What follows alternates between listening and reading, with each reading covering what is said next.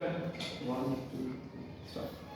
बेटे हमारे पास क्वेश्चन है वेव ऑप्टिक्स से, ठीक है। इंपॉर्टेंट क्वेश्चन है जो इस साल पेपर में आए हुए, ठीक है। तो पहला क्वेश्चन सैंपल पर गई है कि define a wave front how it is different from a ray. तो आपको पता होना चाहिए कि wave front is a collection of all points where phase is same, बस इतना ही लिखना है। और रे से कैसे डिफरेंट है तो आप ये बता सकते हो कि अगर प्लेन वेव फ्रंट है, ये दो प्लेन वेव फ्रंट बनाए मैंने, ड्रॉ कर दिखा दो। इनसे जो रे होती है, ray is always perpendicular to the plane wave front, surface of the wave front, ठीक है, ठीक है। Ray of light is always perpendicular to wave front. ये कौन सा वेव फ्रंट ड्रॉ किया है? प्लेन। अगर ये वाला वेव फ्रंट वैसे यहां पे सोर्स है तो ये ऐसे जा रही है, तो ये भी ड्रॉ करके दिखा दो। इस केस में भी क्या है, अगर इस पॉइंट पे टेंजेंट ड्रॉ करते हो तभी परपेंडिकुलर, यहां पे टेंजेंट ड्रॉ करो तभी क्या है, परपेंडिकुलर। इन जो रेज ऑफ लाइट है वो सारी क्या होती हैं, वेव फ्रंट के परपेंडिकुलर होती हैं। तो अब ये कह सकते हो कि रे तो एक स्ट्रेट लाइन है व्हिच ओरिजिनेट्स फ्रॉम सोर्स, ठीक है, एंड ट्रैवल फॉरवर्ड, ठीक है। और क्लस्टर ऑफ रेज है जिनके परपेंडिकुलर कॉमन सरफेस होगी, उस सरफेस को बोलेंगे वेव फ्रंट। बहुत सारी रेज है, रेज है, कितनी सारी रेज है, ये दो तीन चार ड्रॉ की नहीं, मिलियन ऑफ रेज होंगी। इन सभी के परपेंडिकुलर जो सरफेस आप ड्रॉ कर दोगे उसको क्या बोलोगे, वेव फ्रंट बोलोगे। इतना डिफरेंट लिख दो, दो तीन डायग्राम ड्रॉ कर दो तो एग्जामिनर को क्लियर हो जाता है कि हाँ बच्चे कुछ आता है। अगला क्वेश्चन कहता है यूजिंग हाइगन principle construction of secondary wavelet draw showing vector plane wave of denser. देखो उसने डेंसर टू रेयर मीडियम की बात की हुई है, तो denser to rare medium start करना है, तो कैसे होगा वो देखें। थ्योरी में सारी नोट्स में लिखी हुई है, मैंने प्रीवियस वीडियो में भी करवाया हुआ है। मेन है डायग्राम। देखो जब भी डेंसर टू रेयर बता रहा है तो पहले बतानी स्पीड, लिखो साथ साथ, पहले बतानी क्या है, स्पीड। ये v1 है, इसमें कितनी है, v2 है। ये कौन है, डेंसर, ये कौन है, रेयर। इसका मीनिंग क्या होगा, v1 is less than v2, ठीक है। हमें पता है लाइट जब डेंसर से रेयर आती है तो रफ में मेरा थोड़ा याद कर लो कि लाइट रे ऐसे आके ऐसे बेंड होनी होती है, ठीक है, ये बेंड होनी है। तो अगर आपने वेव को पहले ही काफी ज्यादा बेंड कर दिया तो बड़ा ही ज्यादा बेंड करना पड़ना, बड़ी डिफिकल्ट सी डायग्राम छोटी सी बनेगी, वो नहीं करना। तो आपने क्या करना है, रे को पहले ही इंग्लिश में कम रखनी है उनकी, आप ऐसे करो उसको। स्टार्ट आपने ऐसे करना होता है, आपने ये चीज पेंसिल से ड्रॉ करनी है, ये चीज किससे ड्रॉ करनी है, पेंसिल से करनी है। ये मेरे पास कौन है, ए पॉइंट है, ये कौन सा पॉइंट है, बी पॉइंट है। This is n2, this is n1, और यहाँ पे क्या बनेगा, एंगल ऑफ इंसिडेंस आई। दो रेज में जो लाइन में जो एंगल होता है उनके परपेंडिकुलर में भी क्या होता है, सेम एंगल, ये भी आएगा। ये कोई बी, ये वाला पॉइंट बी है, ये सी कर देते हैं। बी पॉइंट से सी तक रे ने आना है टाइम टी, यहाँ पे टाइम ऑन करते हैं। जैसे ही रे इधर हिट करेगी टाइम कितना यहाँ पे 0, यहाँ से यहाँ तक आने में टाइम कितना लगा t। तो जो b टू c डिस्टेंस होगा कितना होगा, v1t। कितना डिस्टेंस आएगा, v1t। इतने टाइम में b से c तक वे पहुंची है, उतने टाइम में लाइट है यहाँ से रिफ्रैक्ट होके कहां में जा रही है, दूसरे मीडियम में, ठीक है। दूसरे मीडियम में स्पीड ज्यादा है तो इसका सेम टाइम में डिस्टेंस क्या ट्रेवल होगा, ज्यादा होगा। तो आपने क्या करना है, ड्रॉ आर्क AD कितने डिस्टेंस की, v2t, जो कि क्या है, v1t से बड़ी है। तो आपने आर्क ड्रॉ कर दिया इसे, ठीक है। हाइगन प्रिंसिपल का पहला पॉइंट यही ना कि आर्क ड्रॉ करते होते हैं। फिर क्या ड्रॉ करना है यहाँ पे, टेंजेंट। जो सेकंड मीडियम में कंस्ट्रक्शन करनी है वो पेन से कर देना, ठीक है। पहले मीडियम में पेंसिल, दूसरे मीडियम में पेन, या पहले में पेन दूसरे में पेंसिल यूज कर देना, और यहाँ पे टच करना है, और बिल्कुल इसके पैरेलल ये क्या बन गया, आपकी रिफ्लेक्शन शो हो गई। और ये पॉइंट डी है, ये डिस्टेंस कितना है, v2t, ये r है, ये भी कितना है, r है। फिर आपके दो ट्रायंगल्स हैं, sin i upon sin r, दोनों ट्रायंगल में निकाल लो, डिवाइड करो तो you will get your answer v1/v2 which is Snell's law, ठीक है। तो हाइगन प्रिंसिपल डायग्राम बहुत अच्छी बननी चाहिए। डायग्राम बनने के बाद आपने जो थ्योरी लिखनी है वो अपने पॉइंट्स में लिखनी है, ठीक है। 4 to 5 बुलेट्स बना के पॉइंट में लिखो क्या हुआ, और ट्रायंगल में हमने sin i निकाला, डिवाइड किया, आंसर निकालो। ठीक है, ये क्लियर होगी चीज पहले। तो ये क्वेश्चन था आपके पास हाइगन प्रिंसिपल। इसके बाद हमारा थर्ड क्वेश्चन आता है, पहले इसको ड्रॉ कर लो। Third question double slit experiment है। डबल स्लिट एक्सपेरिमेंट किसकी बात कर रहे हो? Young double slit. तो यंग एक्सपेरिमेंट में उन्होंने क्वेश्चन किया हुआ है कि लाइट की वेवलेंथ दे दी हुई है, angular width of the fringe formed on the screen is 0.1 degree. तो पहले डायग्रामेटिक देखते हैं कि ये फ्रिंज किसकी बात कर रहा है। ये सिंगल सोर्स, ये दो कोहेरेंट सोर्सेस एंड ये स्क्रीन। ये स्क्रीन का सेंटर है यहाँ पे, ये सेंटर ऑफ स्क्रीन है, ठीक है। कोई एक जगह है, मेरे को नहीं पता, जहाँ पे ये पैटर्न फ्रिंज बन रही है। फ्रिंज ऐसे बनती है, ऐसे ऑल्टरनेट पैटर्न मिलते हैं, ब्राइट होगी तो डार्क, फिर ब्राइट डार्क, ऐसे मिलते हैं, ठीक है। ये डिस्टेंस कितना होता है? कैपिटल डी क्या होता है? Small D. अब आपने याद रखना है, मान लो ये वाली फ्रिंज की बात कर रहे हैं, इस पर ये स्टार्ट कहाँ से होती है? फ्रिंज यहाँ से, एंड का हो रही है यहाँ से। इसने यहाँ पे सेंटर पे, इस जगह पे कितना एंगल बनाया? इसको बोलते हैं बीटा डिग्री। क्या बोलते हैं इसको? बीटा। बीटा डिग्री होती है एंगुलर विड्थ। क्या होती है? Angular width. ये सिंपल कितनी है? ये विड्थ कितनी है इसकी? इसको बोलते हैं फ्रिंज विड्थ बीटा, और ये क्या है? Beta degree.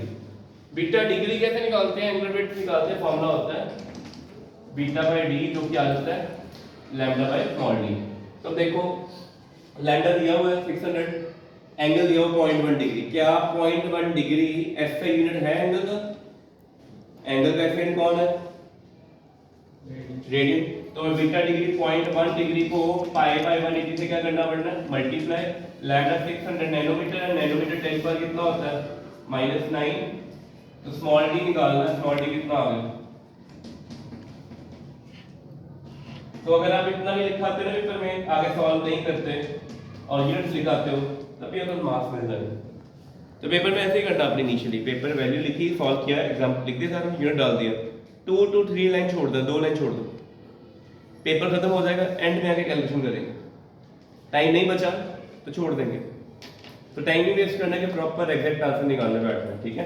तो ये क्वेश्चन था, उसने डिस्टेंस बिटवीन टू स्लिट्स पूछी थी।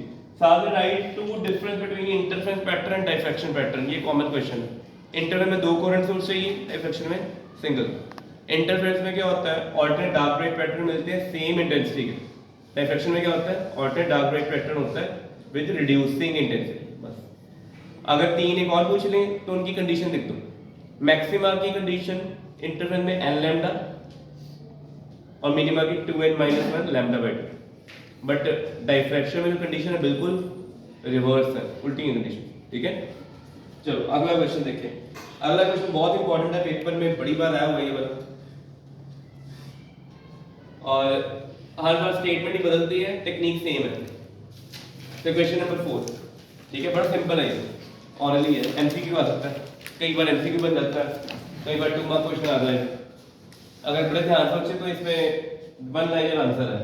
नैरो स्लिट है, नैरो स्लिट मतलब सिंगल स्लिट एक्सपेरिमेंट कौन सा है? डाइफ्रैक्शन। डाइफ्रैक्शन में वेवलेंथ कितनी यूज की हुई है? 600 नैनोमीटर यूज की हुई है। सेंट्रल मैक्सिमा की विड्थ नोट की है। If the source is replaced by new wavelength के, हमें नहीं पता कितनी वेवलेंथ है, it may be any wavelength, then the width of the central maxima reduced bye 30%, then find it. तो विड्थ की बात कर रहे हैं, तो विड्थ का तो फॉर्मूला क्या होता है? 2 लैम्डा डी बाय, पूरी स्टेटमेंट में ना डी चेंज हुआ है ना ए चेंज हुआ। क्या चेंज किया? वेवलेंथ। पहले विड्थ कितनी है? न्यू विड्थ कितनी है? डब्ल्यू डैश बताओ। 30% हो गई है कि 30% रह गई है? इधर रिड्यूस बाय 30% और 30% नाउ 30% रिड्यूस। तो मतलब न्यू विड्थ कितनी रह गई? 70% ऑफ डब्ल्यू। तो डब्ल्यू डैश में वेवलेंथ कितनी यूज की हुई है? के यूज की है ना, 70/100 2 lambda D by small D. Simplify करो तो k कितना आ जाएगा? तो 70% इसका 600 का करेंगे कितना आ जाएगा? 420 नैनोमीटर। तो ये एमसीक्यू लेवल क्वेश्चन भी आ जाता है। ठीक है, क्वेश्चन में कोई डाउट? बड़े सिंपल, देखो अंडरस्टैंडिंग बेस्ड क्वेश्चन है, इसको हम एनालिसिस बेस्ड में नहीं लेके आए, इसको न्यूमेरिकल नहीं काउंट कर सकते। न्यूमेरिकल वो होता है जिसमें आप कोई मेजर कैलकुलेट करते हैं जो प्रीवियस न्यूमेरिकल था, इसमें अंडरस्टैंडिंग है, बस फॉर्मूला याद था तो वैल्यू पुट कर दिया। ठीक है, तो अगर आपने फिजिक्स में नंबर लेंगे तो आपको पहले एटलीस्ट 5 चैप्टर के फॉर्मूले लर्न होने चाहिए, क्योंकि अगर आप फॉर्मूला लिख के आते हो ना पेपर में और ये चीज लिखाते हो तब भी 2 नंबर में एक तो मिलना ही मिलना, एकदम अच्छा होता 1.5 नंबर भी दे देगा। ठीक है, ये चीज क्लियर होगी पहले। अगर लिखा होता है कि new width is only 30% of the previous, तो वहां पे क्या आता 30%। ठीक है, नेक्स्ट क्वेश्चन पे आते हैं, क्वेश्चन लिखो नेक्स्ट। ठीक है, बड़ा अच्छा क्वेश्चन है, सैंपल पेपर में आया क्वेश्चन 5th।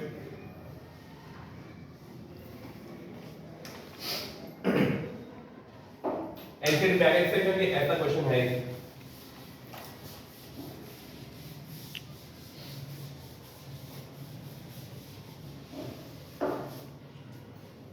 देखो कहते हैं यंग डबल स्लिट एक्सपेरिमेंट, मतलब ये इंटरफेरेंस की बात कर रहा है। पार्ट डिफरेंस दो वेव में कितना है 1/8 टाइम वेवलेंथ। पार्ट डिफरेंस का सिंबल क्या होता है डेल्टा, तो स्टार्ट विद डेल्टा, ये दे दिया हमारे जितने भी न्यूमेरिकल हैं।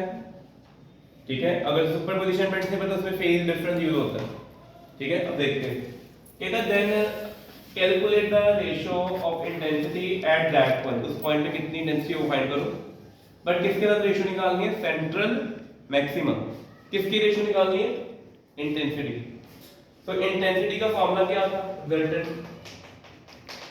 I1 plus I2 plus 2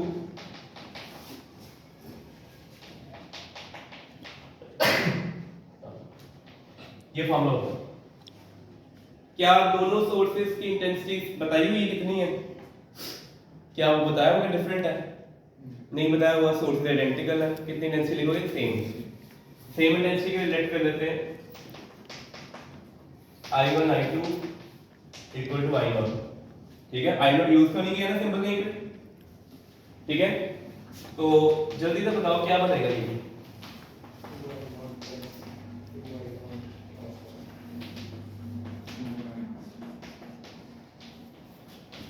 याद लगा के कोई बताए जिसको पता हो कि 1 + cos phi कितना होता है 2 cos का, तो याद है। और बेटे ये फॉर्मूला सारे कॉपी पे नोट कर दो, ये मैंने भी लिखवाया नहीं था, ये बड़ा इंपॉर्टेंट फॉर्मूला है। अगर यंग डबल स्लिट एक्सपेरिमेंट हो, सुपरपोजिशन हो, दोनों सोर्सेज की इंटेंसिटी सेम है I0, तो रिजल्टेंट इंटेंसिटी का फॉर्मूला ये होता है। ठीक है, क्या उस रिजल्टेंट इंटेंसिटी के फॉर्मूले में पाथ डिफरेंस आ रहा है कि फेज डिफरेंस आ रहा है, बट हमें क्या गिवन है, क्या करेंगे, we know phi equal to 2 pi by lambda delta, यही होता है ना, तो डेल्टा की वैल्यू डाली, सॉल्व किया, कितना आ गया pi/4 आ गया। ठीक है, वैल्यू डाल दो, तो इंप्लाइज इंटेंसिटी कितनी आ गई, तो मेरे पास ये कटिंग करके कितना हो गया pi/4, कितना हो गया pi/8 आ गया, कितने। ठीक है, अब किसी को पता cos स्क्वायर pi/8 कैसे निकालें, देखो अगर तो याद है ठीक है निकालना, जिनको नॉन मेडिकल वाले आता है, जिनको नहीं आता छोड़ दो। ठीक है, मैं बता देता हूं निकालना कैसे। cos 2 थीटा होता है 1 - cos square 1/2 cos square theta, ये होता है। थीटा की जगह pi/8 पुट कर दो, आपका आंसर आ जाएगा। मेन प्रॉब्लम यही है ना कि how to calculate cos square pi/8, निकल जाएगा। Non medical students can easily do, जो मेडिकल स्टूडेंट है कोई टेंशन लेने कोई कुछ नहीं होना, इतना छोड़ दो, खत्म हो गया। अब आंसर बस ने रिजल्टेंट इंटेंसिटी पूछी थी कि रेशियो पूछी थी, ratio with central formula 2 cos square theta minus 1 है 1 - 2 cos स्क्वायर 2 cos के थीटा माइनस 1, और उल्टा लिखे 2 cos थीटा -1, 2 cos थीटा -1, ये होता है 1 - 2 sin स्क्वायर थीटा होता है। ठीक है, अच्छा दूसरी कौन सी पूछी है, सेंटर पे पूछी है ना, तो सेंटर पे क्या मैक्सिमम मिलता है कि मिनिमम मिलता है, मैक्सिमम मिलता है, और मैक्सिमम में ये cos pi/2 क्या होता है 1, तो सेंटर मैक्सिमम याद रखो, ये तो एमसीक्यू में भी लर्न करना है। अगर दो सोर्सेज से इंटेंसिटी आई नॉट आ रही है, इंटरफेरेंस के बाद मैक्सिमम इंटेंसिटी कितनी होगी? Not 2 I not, it will be, ठीक है, याद रखना है। अगर इंटरफेरेंस होती है तो मैक्सिमा कितना मिलता है? 4 आई नॉट। अगर इंटरफेरेंस नहीं होती तो टोटल इंटेंसिटी कितनी होगी? 2 आई नॉट। दो वेव्स आई हैं, if they interfere maxima is 4 I not, if they don't interfere intensity is 2 I not. अब रेशियो ले लो इनकी, बताओ कितना आएगा? आई और आई सेंटर,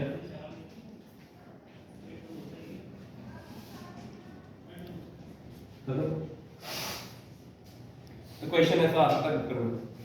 तो इसके इसमें देखो कितने फॉर्मूले थे? 3 नंबर क्वेश्चन है, एक तो कन्वर्ट किया, 1 नंबर इसका मिल रहा है, 1 नंबर इसका मिल रहा है और 1 इसका मिल रहा है, 3 नंबर तब जाके पूरे होंगे, ठीक है।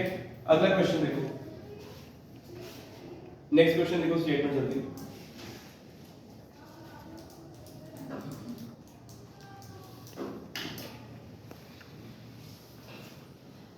अगला क्वेश्चन भी यंग डबल स्लिट एक्सपेरिमेंट का ही है। कहता है अगर व्हाइट लाइट से रिप्लेस कर दें तो क्या होगा? ये एनसीईआरटी में सॉल्व क्वेश्चन है। एनसीईआरटी जब इंटरनेट पढ़ोगे ना तो बुक में ना ब्लू पैराग्राफ में क्वेश्चन दिए होते हैं सॉल्व, उनमें ये लिखा होगा व्हाइट लाइट से अगर डाल देंगे तो क्या होगा? सेंटर में व्हाइट लाइट ही मिलेगी, बट उसके एडजस्टमेंट क्या मिलेंगे? हमें ऑल्टरनेट रेड वायलेट कलर मिलेंगे, बस आपने लर्न करना है, ठीक है। इसकी एक्सप्लेनेशन क्या है वो 1 मार्क में नहीं दे सकते, अगर 3 मार्क में आए तो फिर एक्सप्लेनेशन भी देंगे, ठीक है। वहां के क्वेश्चन मिलेगा हम करेंगे। 1 मार्क में सिंपल लिखना है, सेंटर पे क्या मिलना है? व्हाइट लाइट मिलनी है। क्यों मिलनी है? Side rays they are reaching at same point, no path difference, but उसके एडजस्टमेंट क्या मिलेगा हमें? ऑल्टरनेट डार्क रेड पैटर्न, ठीक है। कौन सा वाला? रेड, वायलेट, ग्रीन, सारे कलर मिल जाएंगे। लिख लो कॉपी पे, ठीक है, जल्दी लिख लो इसको। When white light is used, when white light is used we will get central white maximum. When white light is used we will get central white maximum and around it alternate red and blue colors, red and blue colors मिलेंगे। अच्छा ये तो A part हो गया। B part numerical क्या given है? Young double slit experiment है। Slit distance कितना है? 0.3 millimetre, plane of slit 1.5 metre है। कहते 6th मैक्सिमा 1.8 मीटर दूर है, तो वेवलेंथ निकाल लो, ठीक है। कैसे निकाल लेंगे?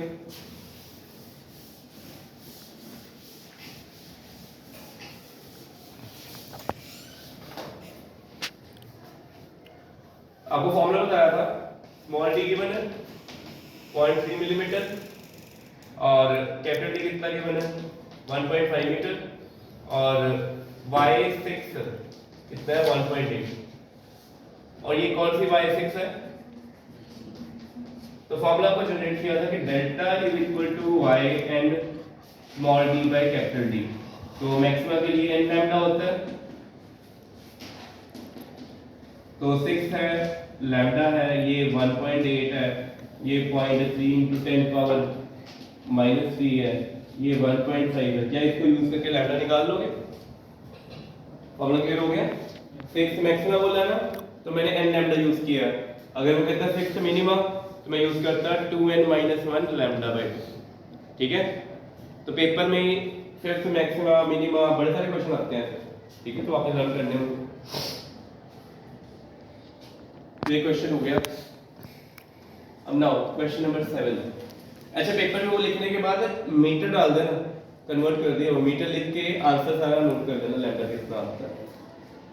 नेक्स्ट है इन which case डाइफ्लेक्शन is more dominant, कि रियल लाइफ में आपको डाइफ्लेक्शन ज्यादा प्रोमिनेंटली कहां नजर आती है, ठीक है। दो ब्लेड एंड पे के दो फिंगर्स में, दो फिंगर दिए हैं, दो फिंगर में जो गैप नजर आ रहा है ये वाला गैप ही डाइफ्लेक्शन कर देगा। इनमें डाइफ्लेक्शन ज्यादा अच्छी शो होगी कि दो ब्लेड में, ब्लेड का एज क्या है? शार्प। क्या लिखोगे? Edges of blade, edges of blade have size comparable, edges of blade have size comparable to the wavelength of light, ठीक है। उनका एज ज्यादा कंपेरेबल है, ज्यादा शार्प मिलेगी। घर में प्रैक्टिस भी कर सकते हो, इवन सिंगल हेयर स्ट्रैंड भी कर सकते हो। एक सिंगल हेयर स्ट्रैंड ले लो, ठीक है, वो एक्ट करेगा ऑब्स्टेकल। लेजर लाइट डालोगे सामने स्क्रीन पे देखोगे लाइट क्या हो जाएगी, स्प्लिट हो जाएगी, ऑल्टरनेट डार्क रेड पैटर्न मिल जाएंगे आपको, ठीक है। अगला क्वेश्चन देखो, देखो पेपर में सेटअप कैसा आ रहा है, जुलाई का पेपर है ये, कंपार्टमेंट वाला सप्लीमेंट्री पेपर, 1 मार्क क्वेश्चन, फिर 2 मार्क न्यूमेरिकल, 3 मार्क ऐसे बाइफरिकेट किया। जुलाई वाले एग्जाम में हाइगेन प्रिंसिपल नहीं आएगा, मार्च वाले एग्जाम में आएगा। नहीं हो सकता कि एक ऑल्टरनेट पैटर्न चल जाए कि साल आपको मार्च में हाइगेन प्रिंसिपल आ जाए, अगर वो नहीं आता तो ऐसे क्वेश्चन आ जाएंगे, ठीक है। एक 3 मार्क क्वेश्चन तो आना ही है वेव ऑप्टिक्स में। वेवलेंथ दे दी, स्लिट डिस्टेंस दे दिया, क्वेश्चन नोट कर लो सारे कॉपी को। स्लिट डिस्टेंस कितना दिया हुआ है, 0.1 millimetre. Distance of first minima on either side, फिर लिखोगे नींद नहीं आएगी, ठीक है, तो लिखो तुम, नोट्स बन जाएंगे। क्वेश्चन की स्टेटमेंट थोड़ी चेंज कर दी, distance of first minima on the either side बोल दिया, और ये डिस्टेंस कौन सा होता है, विड्थ की होती है, याद रखना कि अपने कॉपी में जब लिखोगे ना distance between first minima on either side of central maxima लिखोगे ना, उसको ब्रैकेट में एरो डाल के लिख दो, विड्थ ऑफ सेंट्रल मैक्सिमा, वही पूछी हुई है। इस स्टेटमेंट में लंबी सी कर दी है, वही है, तो विड्थ निकालने का तो फॉर्मूला बड़ा इजी है, 2 lambda d by small a given है, वेवलेंथ भी गिवन है, d भी गिवन है, तो आंसर आ जाएगा। तो 2 मार्क न्यूमेरिकल है, बड़ा ही सिंपल क्वेश्चन है, बहुत ज्यादा सिंपल क्वेश्चन है, ठीक है। तो ये आपका क्वेश्चन हो गया, ठीक है। तो इसको नोट कर लो, ठीक है। क्वेश्चन लिखोगे और आंसर लिख लो, स्टेटमेंट लिख लो, वैल्यू पुट कर देनी है। तो ये रूल लिखना है कि distance between first minima on the either side जो होता है, it is known as width of central maxima कहते हैं इसको। चलो बेटा अगला क्वेश्चन, ये क्वेश्चन नोट करो, स्टेटमेंट जल्दी लिखो। यंग डबल स्लिट एक्सपेरिमेंट है, इंटेंसिटी स्क्रीन पे आई नॉट है, देखो स्क्रीन पे आई नॉट इंटेंसिटी मिल चुकी है, ये सिंगल सोर्स की इंटेंसिटी नहीं है, ठीक है। कब मिली, जो पार्ट डिफरेंस कितना है, 1 वेवलेंथ, डेल्टा कितना है, लैम्डा है कि 2 लैम्डा है, 2 लैम्डा है कि 2 3 कि 1 लैम्डा, 1 लैम्डा, क्योंकि विड्थ क्या लिखा हुआ है, path difference is 1 wavelength, 1 lambda. कहते हैं उस पॉइंट पे पार्ट डिफरेंस निकाल लो, इंटेंसिटी निकाल लो जहां पार्ट डिफरेंस कितना है, क्वार्टर ऑफ द वेवलेंथ, ठीक है। तो ये कैसे करना है,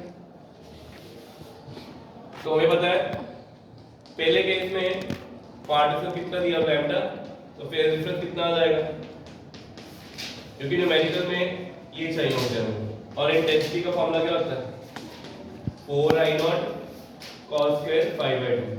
अब बहुत बड़ी प्रॉब्लम है सब में, ऑलरेडी जो i0 दिया हुआ स्टेटमेंट में वो रिजल्टेंट बोल दिया हुआ, वो इंडिविजुअल सोर्स की इंटेंसिटी, तो हमें तो फॉर्मूला ये लर्न होता है, तो हम क्या करेंगे, ये वेरिएबल चेंज कर देंगे, इसको लिख देते हैं k, ठीक है, और ये लिख देंगे i0, पाई की वैल्यू कितनी है, 2 पाई, तो cos स्क्वायर पाई कितना आएगा, 1 आएगा, तो i0 कितना आ गया, 4k।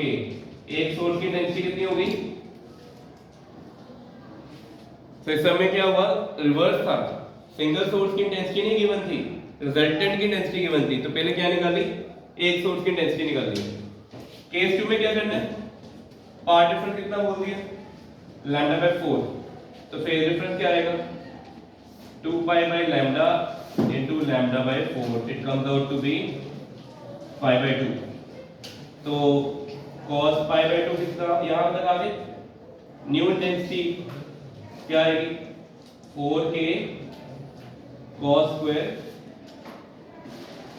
ऑलरेडी 5π/2 है, फॉर्मूले में 5/2 होता है, तो करेंगे 5/4 है, cos π/4 कितना होता है, 1/√2, स्क्वायर करेंगे तो 1/2 आ जाएगा, सिंपलीफाई करेंगे तो कितना आ जाएगा, 2k, और k की जगह लिख देंगे i0/4, it comes out to B